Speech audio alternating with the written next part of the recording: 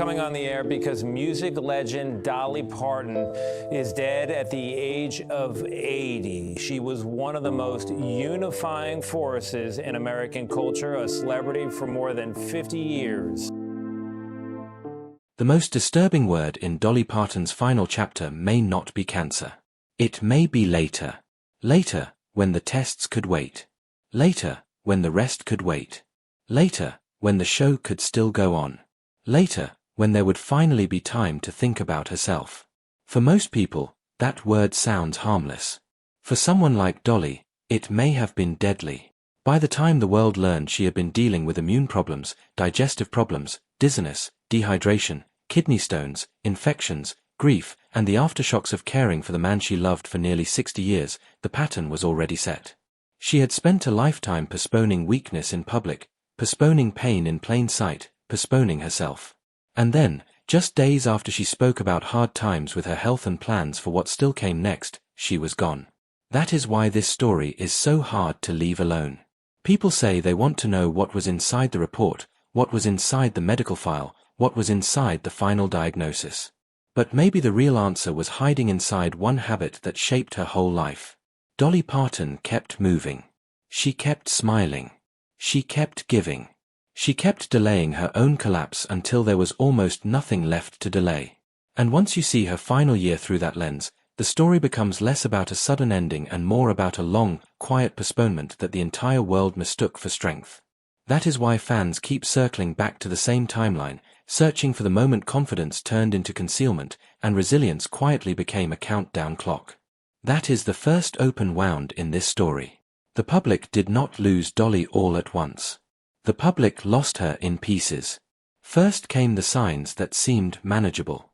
A postponed residency. A missed appearance. A careful statement about treatment. A light joke to keep the fans comfortable. Then came the deeper signs, the ones people only recognize after the fact. The way future plans sounded more urgent than usual. The way recovery language started showing up beside ambition. The way she kept reaching for tomorrow while her body was slowly running out of it. By the time her representatives confirmed that she died after a brief battle with cancer, the official explanation answered the headline but not the feeling people were left with. Because the feeling was that something larger had been happening for a long time. Not just illness. Not just age. A pattern. A woman who had spent decades teaching the world not to worry about her, even when worry would have been the most honest response. There is another reason this angle holds attention longer than the usual celebrity obituary. It forces viewers to confront a habit they respect.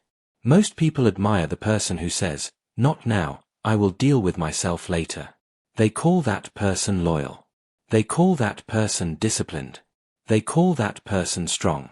Dolly embodied that instinct so completely that it became part of her legend. She kept the room bright. She kept the joke ready. She kept the audience calm. She kept creating. Even when she later admitted there had been hard times with her health, the sentence still arrived wrapped in composure. That is why the ending hit people with such force.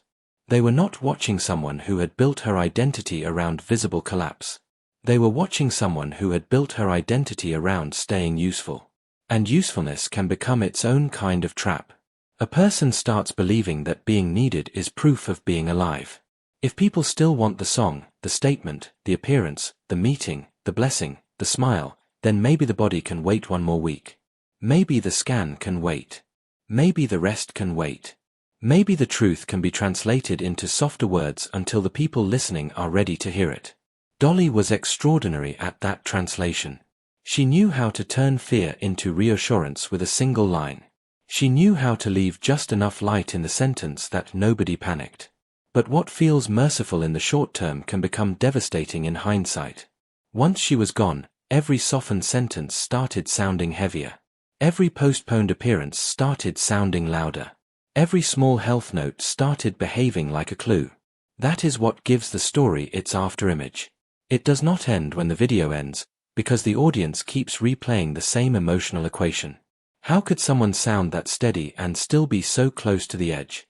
The answer may simply be that steadiness was one of Dolly's greatest skills. She had practiced it through poverty, through sexism, through personal loss, through illness, through public scrutiny, and through the impossible pressure of remaining beloved. By the final year of her life, steadiness may no longer have meant safety at all. It may only have meant she knew how to carry instability beautifully.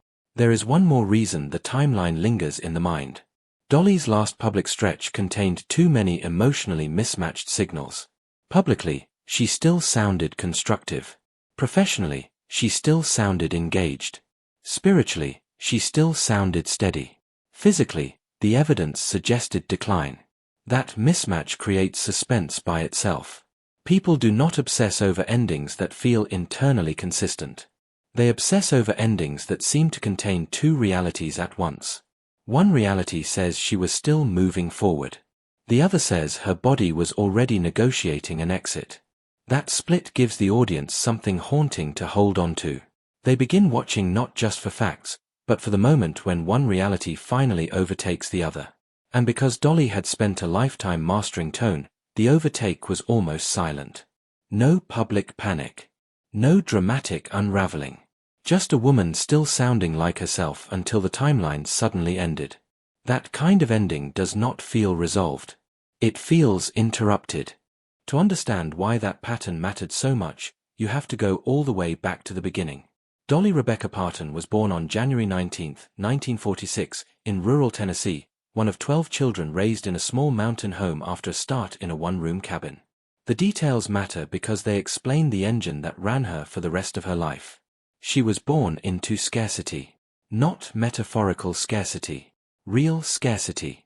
A home without the comforts most people take for granted. A father who could not read or write. A mother who kept imagination alive with stories and songs. In that kind of environment, usefulness becomes identity very early. Children learn not to be fragile.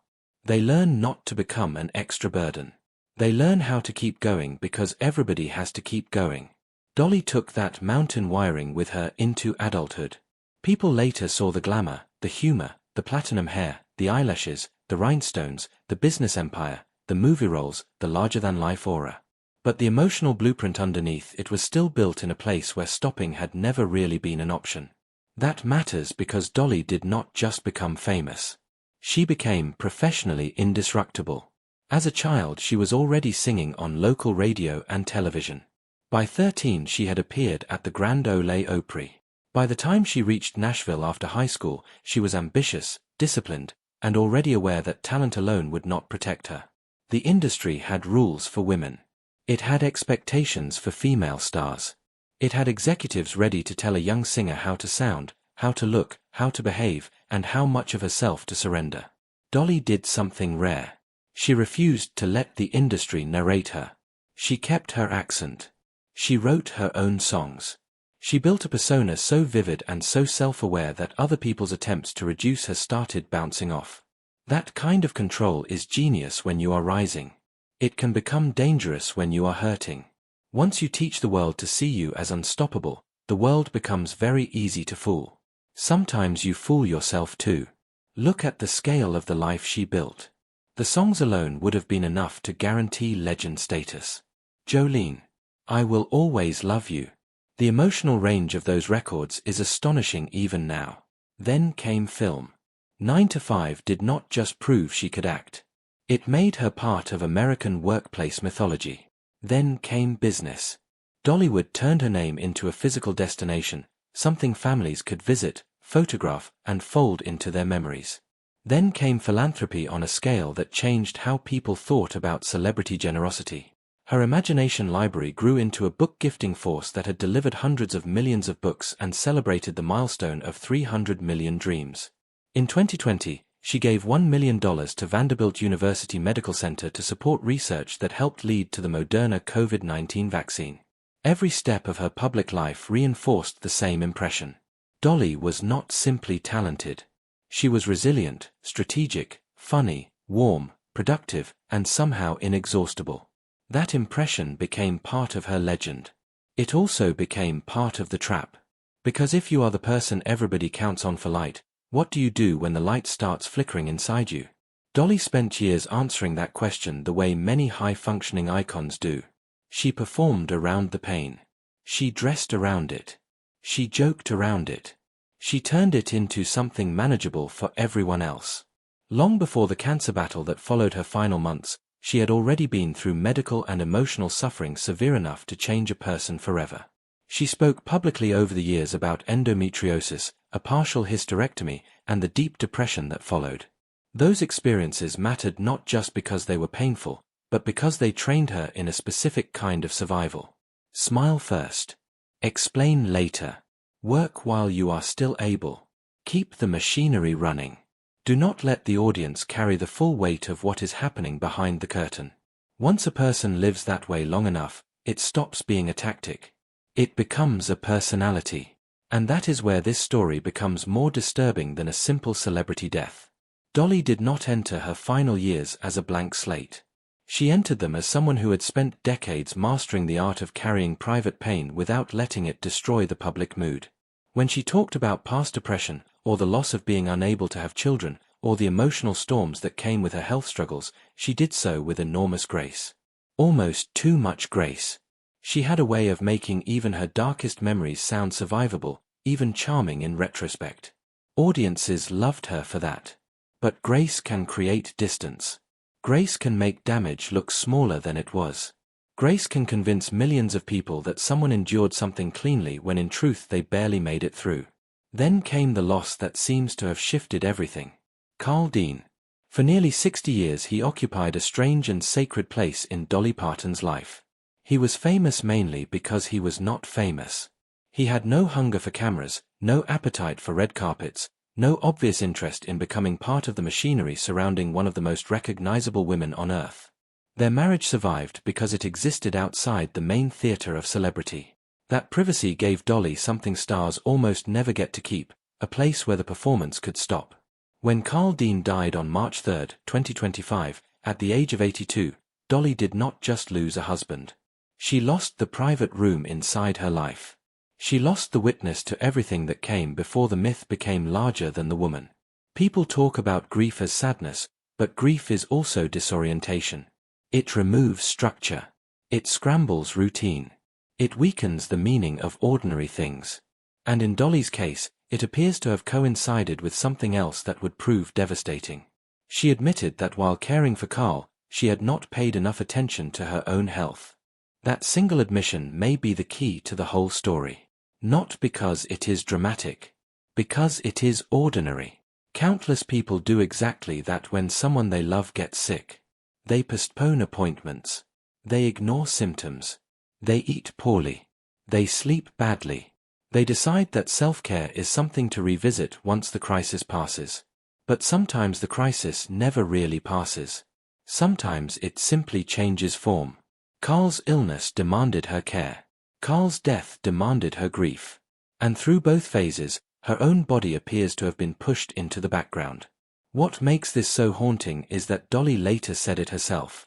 She was dealing with health issues she had not prioritized while watching over Carl. That is not tabloid language. That is the quiet language of belated truth. It is the kind of sentence that sounds manageable until you realize what it means. It means the body had been filing complaints for a long time. It means the warnings were there. It means the later had finally run out. After Carl's death, the cracks became harder to hide. She spoke openly about how much she missed him. She dedicated music to him. Reports said she was struggling to write, something almost unimaginable for a woman whose songwriting instinct had powered her through every previous chapter of life. That alone should have told people how deep the loss was. When your first language is art and grief steals your ability to make it, the injury is profound. But the physical signs were growing louder too. Her Las Vegas residency was postponed because of health challenges and medical procedures. Later it was cancelled. Reports connected that difficult period to kidney stones and treatment. By then, the usual comforting interpretation began to sound thinner. This was no longer just a hard-working legend needing a short recovery. This was a woman who had spent her whole career translating weakness into work, and whose body was starting to refuse the translation. The missed appearance at Dollywood added another unsettling note. Fans were told about dizziness. Fans were told about dehydration. Her doctor had advised her not to travel. On paper, those details can sound minor. Most people have known dizziness. Most people have experienced dehydration. But context changes everything. This was Dolly Parton, whose name had become synonymous with motion, appearance, presence, energy, precision, and reliability. When someone like that begins missing events because her body is no longer cooperating, the body is sending a message far more serious than the words used to describe it. The trouble is that celebrity language is designed to soften impact. Public statements protect privacy, protect morale, protect business relationships, protect hope. So the audience hears dizziness and thinks temporary. They hear dehydration and think fixable. They hear treatment and think improvement. What they do not hear is the cumulative erosion underneath those words. Then came what now reads like one of the eeriest moments in the whole timeline. 4 days before her death, Dolly gave a final public health update while discussing future plans, including the museum project that still mattered to her. She said she had been through some hard times with her health, but she still spoke with forward energy. This is the part of the story that keeps people stuck to the screen, replaying it, testing it, trying to understand what happened inside those final days. Was she minimizing the seriousness because that was what she had always done? Did she believe she had more time than she actually had? Was she protecting fans? Protecting herself? Refusing to hand fear the microphone? Nobody outside her closest circle can answer that cleanly. But emotionally, the effect is huge. Human beings do not struggle most with grief when the ending feels inevitable. They struggle when future tense collides violently with finality. She was still speaking in tomorrow language. Then tomorrow disappeared. That is why the title works on people even when the literal idea of an autopsy is not the main point. They are not only searching for a pathology report. They are searching for the missing bridge between the woman who sounded as if she was still moving ahead and the woman who died 4 days later at 80 after what representatives described as a brief battle with cancer. Cancer explains the cause. It does not explain the emotional whiplash. It does not explain the sense that the world was hearing one register while something else was happening underneath. It does not explain why so many people feel as if the ending arrived both slowly and all at once. And maybe that is because Dolly's final chapter was not built around one disease. It was built around accumulation. Grief accumulated. Exhaustion accumulated. Medical strain accumulated. Delayed self-care accumulated. The emotional labor of being Dolly Parton accumulated. By the time cancer entered the public explanation, it landed in a body and a life already carrying so much. People often want one neat villain. One diagnosis. One hidden detail. One shocking reveal. But real endings, especially in old age, are often mosaics. A person is weakened here, burdened there, depleted elsewhere, and then one more blow lands. What makes the story disturbing is not just that cancer was there. It is that the woman meeting cancer was already carrying layers of postponed damage. Now think about how perfectly this hides inside her public image. Dolly spent decades making pain look decorative. Not fake. Decorative. She never denied hardship. She transformed it. Poverty became origin myth. Heartbreak became melody. Physical struggle became private context. Public pressure became a joke she could outrun. Even her look functioned like armor.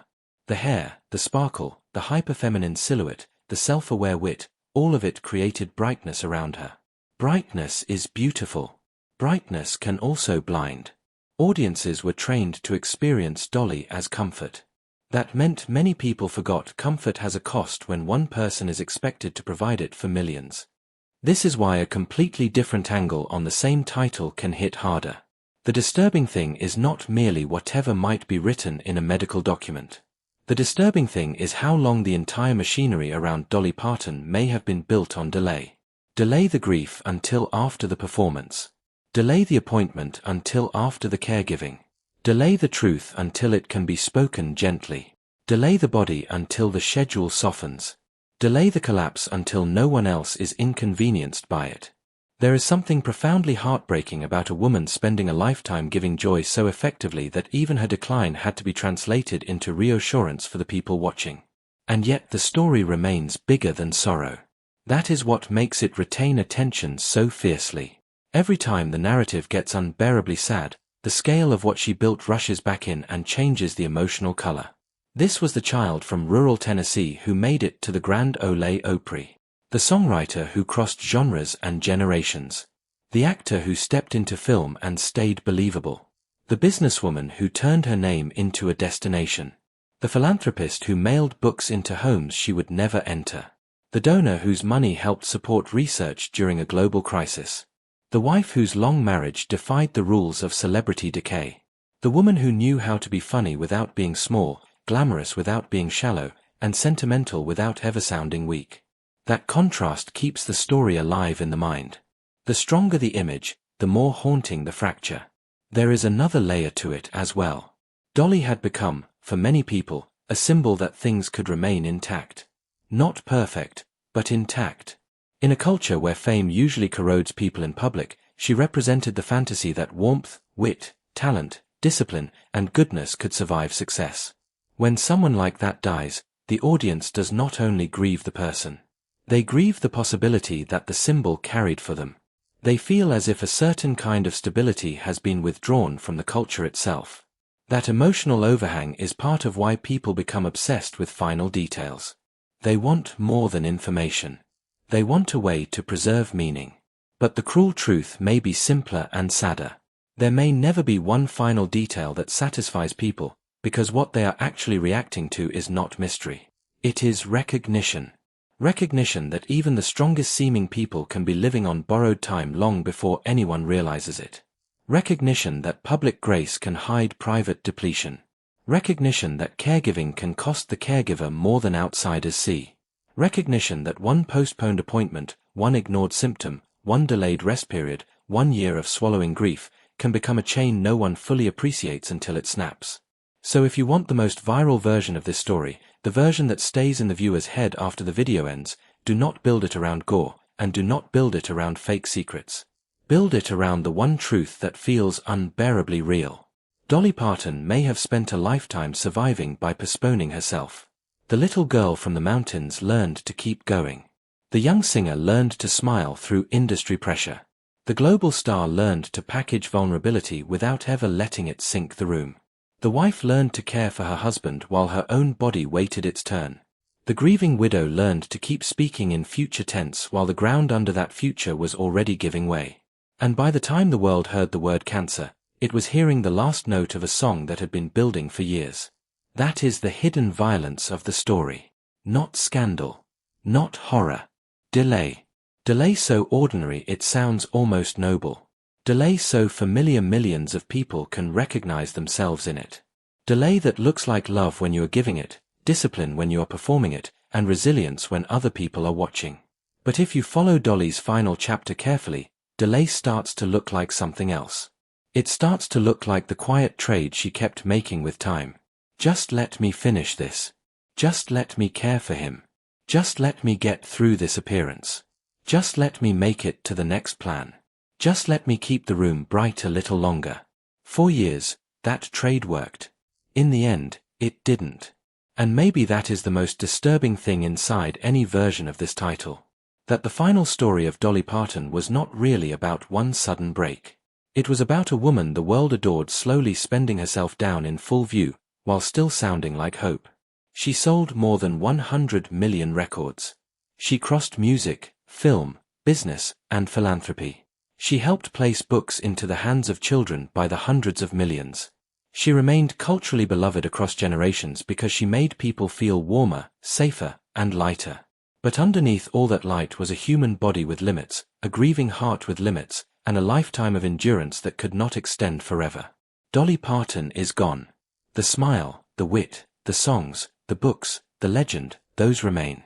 But once you understand how much of her final chapter was shaped by postponement, the story stops feeling like distant celebrity tragedy and starts feeling like a warning whispered through sequins. Sometimes the strongest person in the room is not fine. Sometimes the brightest person is already burning through what is left. And sometimes the most disturbing thing revealed at the end is not what killed someone. It is how long they kept living as if their own pain could wait. Even then.